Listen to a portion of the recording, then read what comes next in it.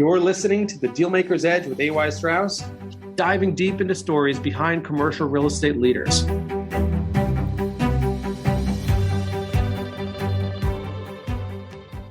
Hello, everyone. Welcome to The Dealmaker's Edge. Today, I am really delighted to be joined by my good friend, Michael Sommer, Chief Development Officer at Kushner Companies. And Michael, in his role, oversees development and construction efforts across the entire Kushner portfolio, which includes residential, commercial, retail, hospitality, and industrial properties, over 10 million square feet currently under development, and over 26,000 apartments across 13 states. Michael's career goes back over 25 years, where he's been involved at the leading edge of development and construction. He's developed more than 10 million square feet of residential, retail, and office, and most notably, he also led the development of over 6,000 residential units in New Jersey. Prior to Kushner, Michael served as Senior Vice President of Development and Construction at Cedar Realty Trust, a New York Stock Exchange-listed retail REIT with a portfolio spanning from D.C. to Boston. And prior to that, he was Executive VP of Development at Edison Properties, where he led the redevelopment of the award-winning Ironside Newark in Newark, New Jersey. And prior to that, and this is actually when I actually met you many years back, you served as Managing Director of Development at Advance Realty after starting his career at Premier Development. No, actually, I met you when you were at Premier, I should say. Michael holds an MBA from the Leonard Stern School of Business at NYU and a bachelor's degree in economics and business from Lafayette College. Michael, I know you for a really long time, but it's coming full circle to have you here on the podcast, and really, really happy you're here to share your immense knowledge and story, an amazing story with our listeners. So thank you for being here. Yeah, my pleasure, Aaron, and I appreciate the invite, of course. So maybe we'll go back to the beginning. We don't have to go too deep, back to childhood and whatnot, but you got started somewhere. And when I met you, were already in development for several years, and you were at a prominent New Jersey developer. But how do you get into development when you were in college or before college? When do you start thinking about real estate generally? Yeah, sure, Aaron. So when I think about that question, I think back to college immediately. And as you mentioned, I was majoring in economics and business at Lafayette. And like every kid majoring in economics in the 90s, I wanted to be a trader. Why? Because I heard the traders made a lot of money. And not really for any other good reason. But I went and I worked at Merrill Lynch in the summer after my freshman year in college. I worked in global foreign exchange based in Jersey City that first summer. And I would say I liked it, but I didn't love it. I definitely learned a lot. I definitely met some interesting people. I learned a bit about the business, but it wasn't super intriguing, I guess is how I would characterize it. Went back to college, furthered my studies for my sophomore year. I went back to Merrill again for the summer after my sophomore year. I worked at the World Financial Center in New York, so it was a bit different of an experience. And frankly, I had an epiphany one day as sitting there, in the office, in my suit and tie on a hot July day. And I realized I really don't like this. I don't like the environment. I don't like what I'm doing. It doesn't really make a lot of sense to me. And I thought very quickly about some conversations that I had had with a successful real estate developer who happened to be a family friend who had told me time and time again that I should consider going into the development and construction business. And frankly, during those prior conversations, it never really resonated with me. But for some reason at that moment, I came to realize that it's something that I should consider. So I went and I had a meeting, had a further conversation about the details of what, development construction really meant. And in the summer after my junior year in college, I went, in fact, and worked on a construction site in Bridgewater, New Jersey for that developer, his name being Anatol Hiller, who's the founder of Premier Development. The long story short is, although I guess at that time it was somewhat counterintuitive that I would enjoy being in shorts and hiking boots and walking around a construction site, as a college kid, I absolutely loved it. I quickly fell in love with it. I obviously must have shown that I had real passion for it and that it had real potential because I was offered an opportunity post-graduation to go and work at Premier full-time. So fast forward through my senior year of college, I graduated, and 5 weeks after graduating in May of 96, I started in the business. And it was a long run there. I stayed at Premier for 17 years. And that's clearly where I cut my teeth. I always say that it's the best education that money could never have bought, because I really learned the ins and the outs of the business. And I only did that, frankly, by getting my hands dirty, figuratively and literally, on a very regular basis. But well in advance of ultimately leaving in 2013, in 2007, our business really started suffering. We were selling less homes, we were renting less apartments, and things were really getting rocky well in advance of the official start date of the global financial crisis. And at that time, I remember thinking, what am I going to do that's going to be productive other than just working through this recession, which is inevitable? And I decided that I would go and pursue my MBA. So I took the GMAT. I only decided to apply to NYU because I was only going to go back on a part-time basis. I was married for some time. I already had 3 kids, had a lot of responsibility in this world, and I certainly wasn't looking to give up my position. So I took the GMAT. I applied to NYU. I obviously was admitted, and I started business school in September of 2008, literally the week that Lehman filed for bankruptcy. So needless to say, it was a very interesting time to be in business school. And for the next 2.5 years, I juggled working full-time in New Jersey, driving into the city, parking in the village, going to class at night, getting home very late, getting up the next day, and doing it yet again. And ultimately finished business school and graduated with my MBA in May of 2011. In 2013, and you referred to it in your opening remarks, I moved on to Advance. And really the reason I moved on is I was looking for something different. I was looking for something that I thought would be bigger. And I was really looking to get involved with urban redevelopment at that time. And I went and I developed at Advance a building in Hoboken on 14th Street and Willow, known today as Harlow. I developed a building in Harrison adjacent to the Red Bull soccer arena, and we were involved in other very large-scale projects.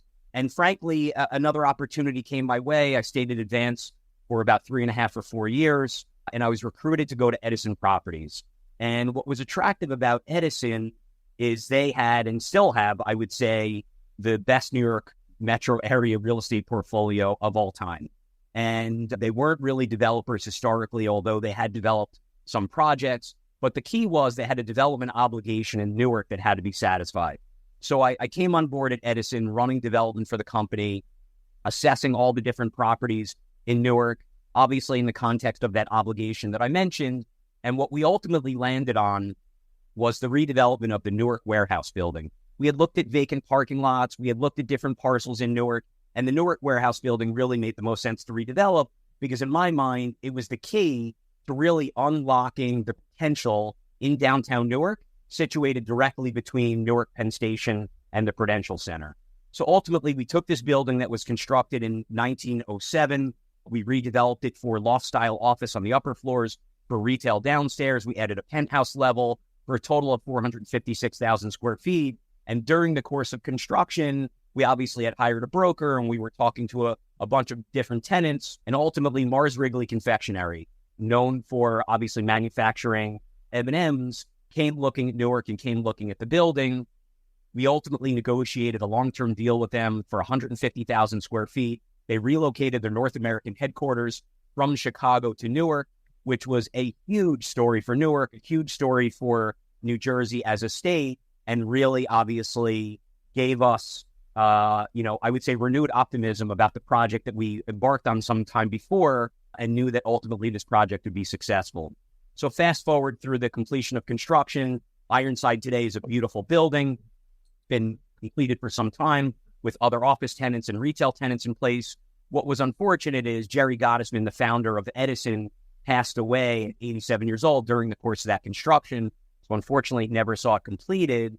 And frankly, the next generation of the family really did not have much of an interest in development. So once the project was completed, I looked for different options and I was offered an opportunity to go to Cedar Realty Trust, which at that time was a small cap retail REIT traded on the New York Stock Exchange, as you said in your opening remarks. And the business plan there was to run development and to take underutilized portions of their property and vacant properties and to develop a multifamily platform. So we got started on that and things were going in the right direction. I had some work going on in Philadelphia. And then, of course, the pandemic happened. And needless to say, the pandemic had an impact on every single business, probably throughout the world, but none more pronounced than on a small cap retail REIT. And therefore, it became clear to me within a year and a half or so, starting at Cedar, that it was just not going to be possible to move that platform forward. It just so happened, I guess as luck would have it, I got a call from a recruiter. I was told that there was a head of development role available with a New York-based company which had a large concentration of projects in New Jersey and also had some projects in Florida, and that I was absolutely the right guy, but I wasn't told who the company was at that time. So I had patience, of course. I heard back. I heard who the company was. I took an interview, which went very well. I took its second interview and was made an offer on Zoom on that second interview to go and run the platform at Kushner.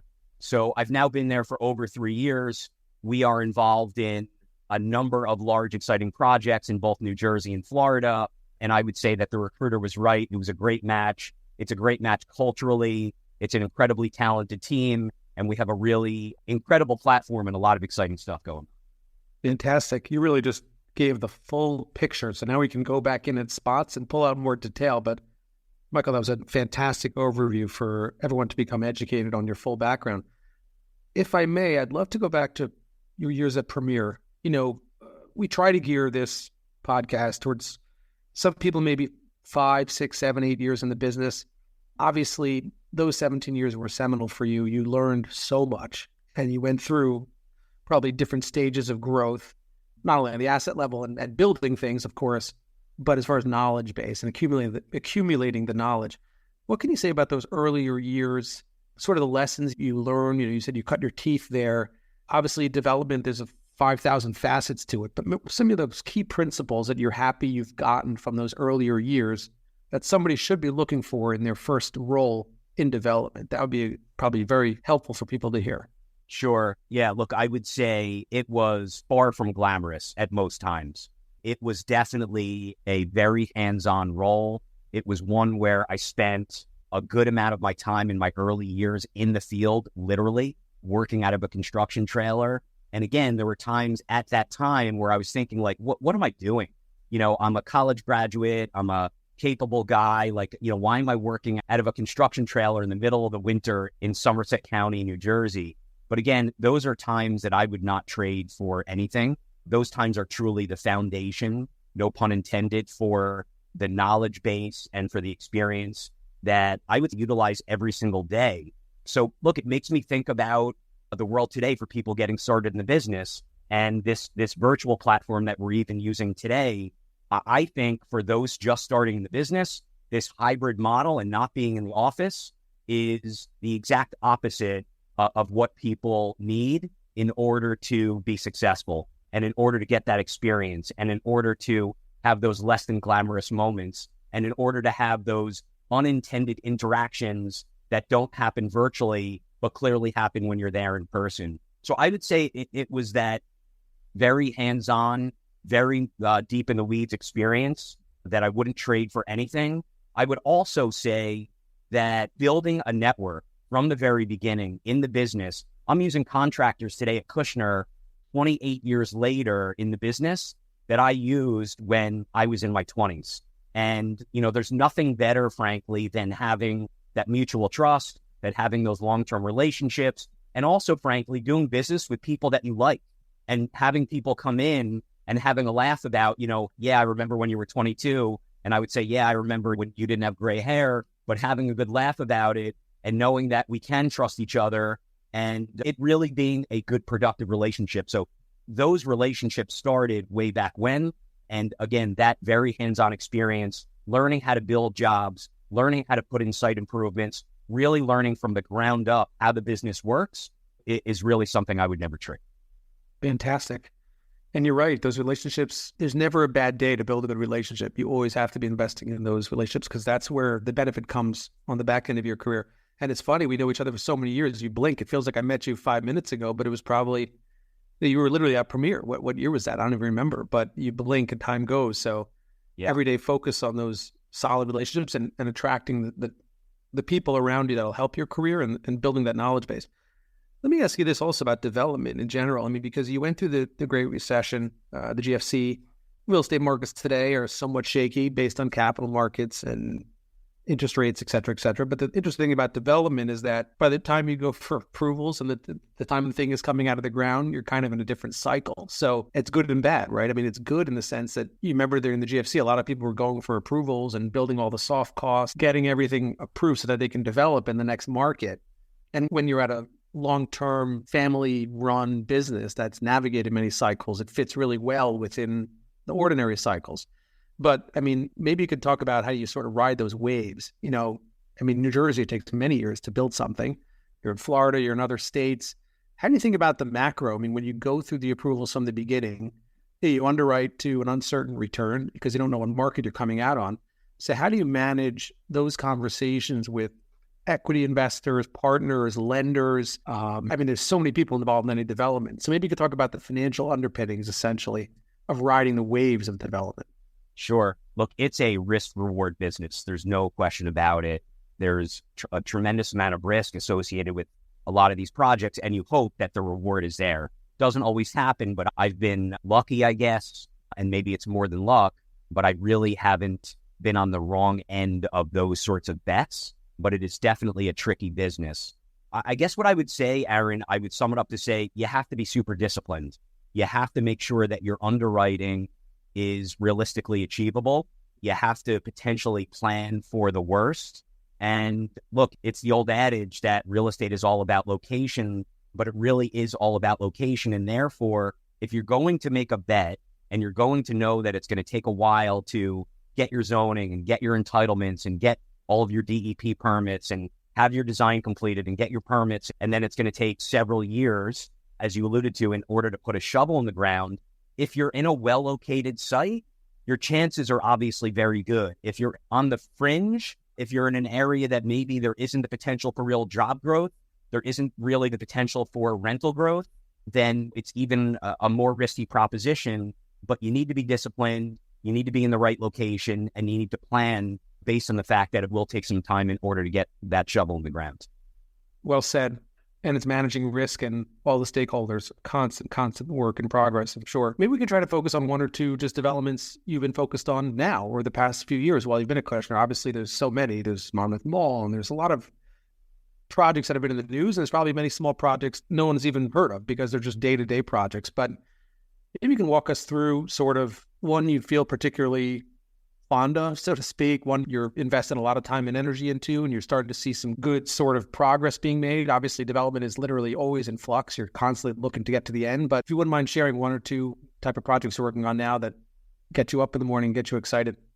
Sure. Yeah. Look, they're all exciting and they all have their challenges, each and every one of them. Very rarely is there one that doesn't have some type of story associated with it.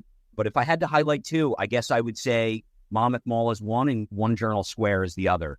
So I'll start in reverse order. At One Journal Square, this is a project that's been on the books in Jersey City and in Journal Square, directly adjacent to the Journal Square Path Station for many years. Kushner bought it some time ago, certainly well in advance of my joining the firm. But in June of 2022, we finally had the project fully capitalized and broke ground on the project. Ultimately, it'll be 1,723 units in two 64-story towers over a 40,000 square foot retail component, which is fully leased to Target. So we started in June of 22. Just yesterday, we poured the 50th floor of the first tower, and we are nearing completion and top out of that first tower within the next couple months. It is a super challenging site. It was environmentally challenged. Even once we got beyond the contaminated soils that had to be removed from the site, we dealt with significant rock blasting and rock chipping and rock hammering. And although we were literally dumping money into the ground in order to come out of the ground, it didn't look like much for quite some time. I'm thankful that we're working with, I would say, the best contractor in the business in AJD, and they have been incredible to work with and really have been the driving force behind making this project that we've had envisioned for some time to come vertical. So that project is ongoing. It's a 2 million square foot project, $1 billion in all. We'll be starting the second tower in the next couple months also as we top out the first tower. And I'm excited a little over a year from now to have people moving into that building and really getting the full experience of what One Journal Square will be all about. In addition to the unit count and the retail that I mentioned, we have 40,000 square feet of amenities, which is super exciting. Indoor pool, outdoor pool, bowling alley, basketball court, squash court, rock climbing, really a full amenity package that'll be the centerpiece of that project. And then this is a very different project. but nevertheless super exciting and somewhat challenging, is the redevelopment of the Monmouth Mall. So the Monmouth Mall has been on the books with Kushner in different iterations for a number of years. We bought out our partner just a couple of years ago, and now we're the sole owner of that property. It's 102 acres at the crossroads of Route 35 and Route 36 in Eatontown, right off of exit 105 from the Garden State Parkway, and in the path of travel east to Long Branch at the beach. So really well located site. It had approvals when I showed up at Kushner, and unfortunately those approvals really were just not realistic in terms of what the approach was intended to be. So since then, we've redesigned it. I've got redevelopment plan approval, which is essentially the zoning for the property. We have a long-term pilot that I negotiated for 30 years for both the retail and the residential components. And we're currently zoned for 1,000 multifamily units. We have 1.5 million square feet of retail today, of which 600,000 square feet will be demolished, leaving 900,000 square feet. We'll be turning that mall inside out and demalling it and eliminating all those interior corridors, making it more of an outdoor shopping experience. We have a 40,000 square foot lease signed with Whole Foods. We're working on many other exciting retail opportunities for the retail, and we're in full design mode for residential. We'll be starting demolition there in the next couple months as well, with a groundbreaking ceremony scheduled for the end of March. So super excited about that project. Really, really exciting. In 2024, this is really the reality of regional shopping malls and what ultimately will hopefully be constructed at many of these properties. So I would say that those are two of the highlights, although we have plenty of others that we can talk about. You know, it's funny. Just one of those projects seems like it can keep you busy at 3 full-time jobs. So congratulations on working on those two and many others. Let me ask you this. It's a stressful business. I mean, you've got a lot of responsibility. I mean, there's just a small development project has 1,000 things that can go wrong or right on any given day. And you've been in the business for a long time. So literally and figuratively, you've worn a lot of hats. But on a bad day, something doesn't go your way. How are you pushing through? I mean, a lot of this business is a mental business, keeping your head straight. I call it the dealmaker's edge because I like to try to bring out some of the mental health aspects of managing a lot of responsibility, of which you do. How do you power through when something doesn't go your way on any given moment, or day or week or month? Yeah, a great question. Look, first and foremost, I would say I think I'm blessed by my ability to manage stress well. That being said, there are plenty of days where you don't necessarily want to be around me. And there are definitely moments, and I'm sure my wife and kids would agree, that, I definitely get stressed. But overall, you definitely have to be able to manage that stress or this business is not for you. I would say exercise is a big tool for me. I try to exercise as often as possible. If I shoot for 7 days a week, it probably ends up being 4 or 5 days a week. But that definitely is a huge stress reliever for me. And I definitely do feel the difference throughout the day. But look, it's not a one-man show by any means. We have a great team. But my team specifically, when I showed up here a little over 3 years ago, I had one employee on the team who was based in Florida, and she's still with us, thankfully. But I've now built a team of about 15 or so people. And what I would say is it really does take a village. There are people working on so many different facets of all of our different projects. I'm managing right now about 12.5 projects of about 10,000 multifamily units, pretty evenly split between New Jersey and Florida. So it really does take a team. It does take a village. One of the things I pride myself on is not only building good teams, but managing good teams and leading good teams, but also giving people the autonomy that they deserve and that they're able to take in order to be successful. And I say it all the time. If they're not successful, I'm not successful, and vice versa. And therefore, I always am making sure that I'm giving them what they need from me. I'm only attending meetings where I could add value, and I'm letting people run. And by the way, I should also say, we have a high level of tolerance for mistakes. Mistakes are naturally going to happen. We have no tolerance for complacency. We have no tolerance for stupidity and bad business decisions. But if someone is going to run and be autonomous and do their thing and make a mistake, it's inevitable that it's going to happen. And we'll figure out that mistake and we'll fix it together. But you have to have a good team. You have to support that team, and you have to let people do their jobs. No, really well articulated. I think that's leadership encapsulated. And you're right, to having the culture that allows you to push and pull and twist. That's how you grow. And if you have that culture you create, sounds like you're really in it, which is very positive. People will feel comfortable admitting if they did something wrong, and then you'll all collectively own the process together. But much better to move fast and make a mistake here and there than to sit around and be complacent, especially when the world is constantly changing. Let me ask another question. I mean, we're broadly talking about your career, which is development, and you're so deep in the space. But while we're together, maybe for a minute or two, we could talk about the broad market. I mean, it's not been a fun year and a half or two for real estate for a variety of reasons, interest rates, et cetera, the timing. What are you seeing as far as capital markets, appetite for equity investors, partnerships, lenders? Like we talked about before, development has a 3, 5, 10-year arc possibly, but you're also touching the deal side too. Maybe you could talk about how the market feels in real time versus even, 6 months ago. Sure.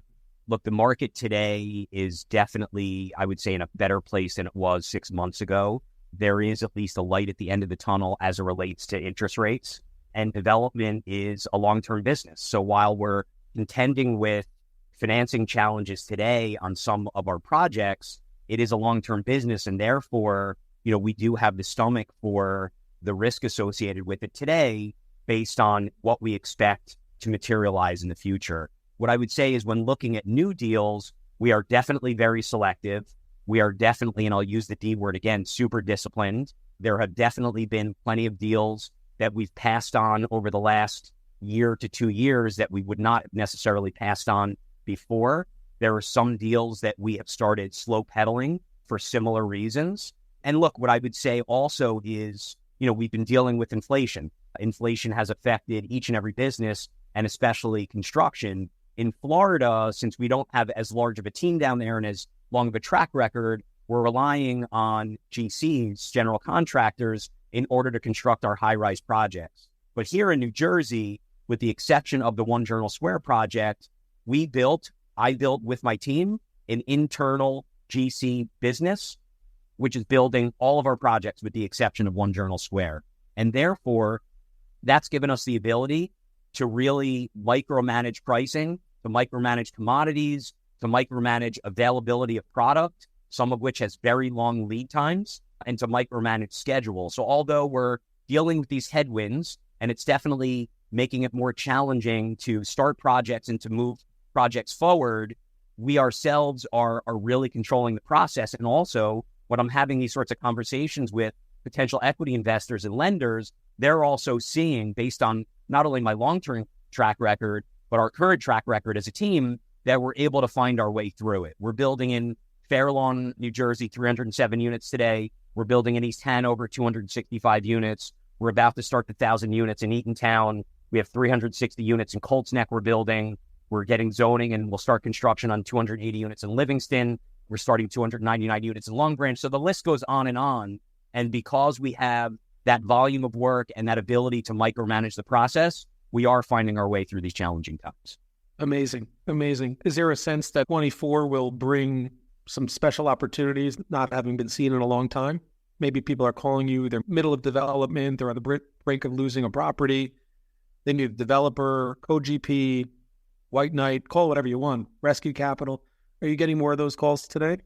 The answer is definitively yes. There are opportunities really on two fronts. Number one, in terms of rescue capital, and even just in terms of lending, it's a platform that has grown for us significantly and one that is super active for us at Kushner right now, both in terms of construction lending and other sorts of interesting projects, but also on the affordable housing front, the new round of affordable housing obligations are really just getting moving, the numbers for which were just recently published. And therefore, as a predominantly residential developer, we see a lot of opportunity on the horizon as a result of the municipality's obligations in this upcoming fourth round. Amazing. Michael, I can honestly talk to you all day about real estate. And I love the fact that I go way back with you, but we've never had a formal sit down to really pull all this information out. And it's been fantastic. Anything else you think I should have asked, but I didn't get to? You'd like to share any key thoughts or principles of development or life and business? So Aaron, I listen to your podcast and I find it interesting to hear the perspective of others, both people I know in the business, people I know of, and some who I've never heard of.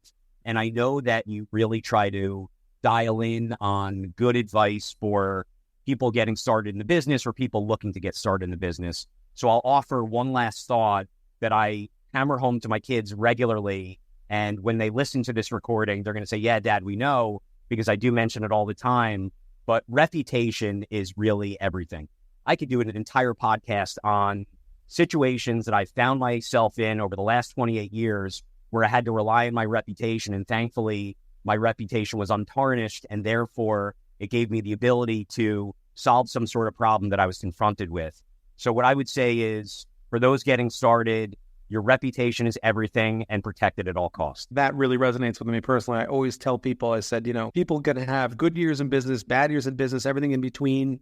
You could be a billionaire, you could be impoverished, but a good name you cannot take from anybody. And when it's your time to go, that reputation and the person you were and the way you treated people with integrity, that really is the greatest value because you pass that on too.